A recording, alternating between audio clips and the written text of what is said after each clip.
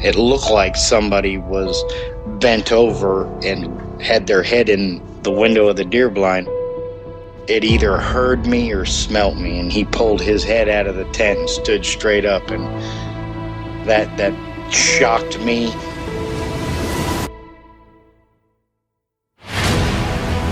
They don't make people that big. The way it moved, almost as if it was gliding across the beach. I've never seen anything move like that in my life. They were screaming at each other in gibberish. It sounded like a language, and they were chuntering away back and forwards, back and forwards, back and forwards. I know what a bear looks like, and there is no way on this planet that what I saw were bears.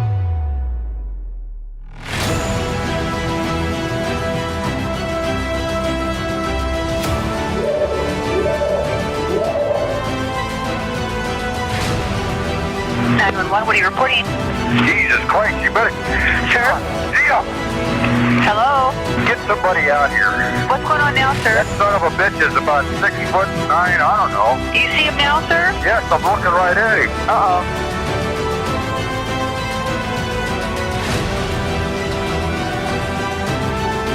Hi, this is Carol King from Music City, and you're listening to Sasquatch Chronicles.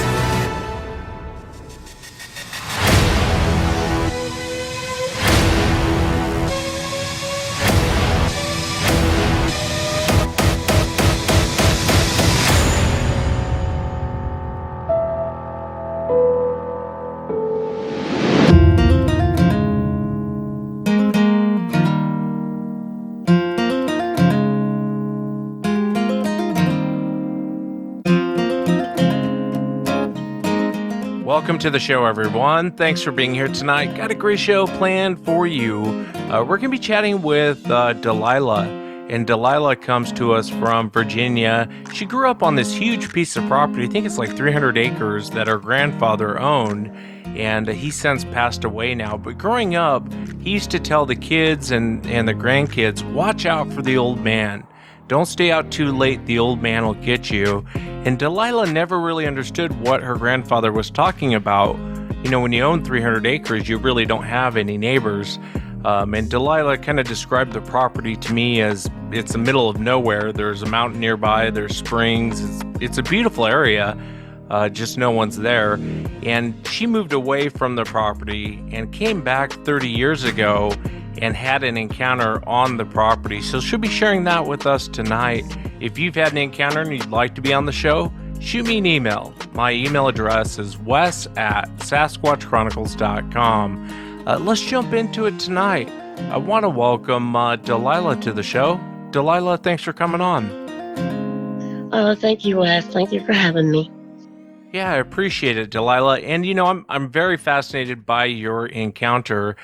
Before we actually get into the encounter, tell me a little bit about this property and growing up and how what your grandfather used to tell you about watching out for the old man.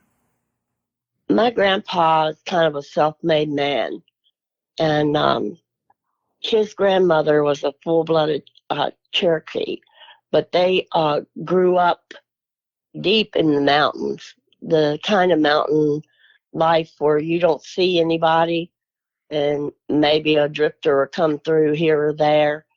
But I remember when I was little, he would tell me to not wander far from the yard because, you know, I was kind of adventurous, and even from a very young age, I was a very spiritual little girl, and I liked to go out and find little secret hiding places, and I would go out and talk to God and just daydream about different things, you know. And I'm a musician and everything, so I would go out and write little songs and write poems, and you know, I would stay out until Mom would call me in for dinner. You know, I would just go and stay all day. And then, of course, I had 5 little brothers that came after me. And then Grandpa would warn all of us, because when I got my brothers, we felt braver together So we would really go into the woods. And if Mom had any idea how far we went back into those mountains, we would have gotten our butts whipped royally. But Grandpa told me that I had to watch out for the old man, the old man. And, when you're little and no one's ever told you about a Sasquatch, you've never heard of a Bigfoot, no one's ever spoken about it, you've never heard it, you have nothing to compare it to. So when he says the old man or the people who live out in the woods, I just thought he meant really backwoods hillbilly mountain people. But he told me the story of how when they lived that, they had to carry the water from the spring, and that one night he and his grandmother were late getting the water in for the evening, and something was apparently around them, watching them or doing something that evening. When they got back to the house after they had dinner and everything, his grandma was washing dishes in an old dish pan there at the window, and she gave out a scream. And apparently one of these wild people had stuck its face up in the window. Of course, they used kerosene lamps, so it wouldn't have been much light in there, about the type of light that a kerosene lamp gives off. And so she had seen him, and they went outside firing off some shots and stuff. Of course, I think they already knew they existed there, but they'd never had one come in that close.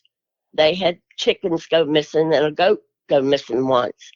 But Grandpa used to tell me that they were really sneaky, and you had to watch them because they were really sneaky, and they'll get you. And he used to say, and then Mom and Daddy won't know where you are because the wild man will have you. So, but I never was really afraid of it because, you live from one day to the next day and everything's happy and sunny and you're laying under a rose bush hidden somewhere, and a wild man's the last thing you think of. So, yeah, Grandpa warned us all when we were little. And as much as we were in those woods, we never saw anything. But after being grown up and you think back to those days, you think, well, maybe that noise we heard, maybe that's what this was. Because we had heard things that we didn't, you didn't want to leave and quit playing. So if you heard we just figured it was a tree branch falling. That's one of the things we used to hear kind of regularly. And every now and then, it was like every spring, something would kind of come through. And Daddy used to tell us it was a wildcat. And he'd say, y'all stay near the house today. And you could hear this thing down in the holler just screaming its head off. And I remember my bed, the head of my bed used to be right beside a screened window. And I would be so afraid. And as hot as it was, and we didn't have any, we were very poor growing up. And, and I was just laying there with a screened window, and there'd be a scorching hot night.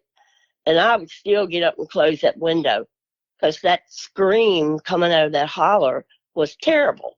But Daddy would tell us it was a wildcat.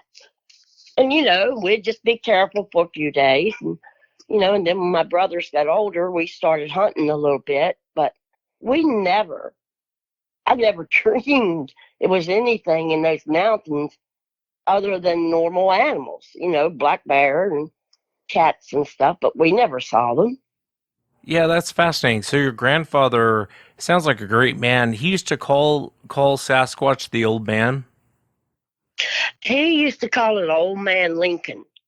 And I didn't really know why he chose that, but and after my papa passed away about 20 years ago, I wish that I had gone to him and got down to serious business, asking him what had he been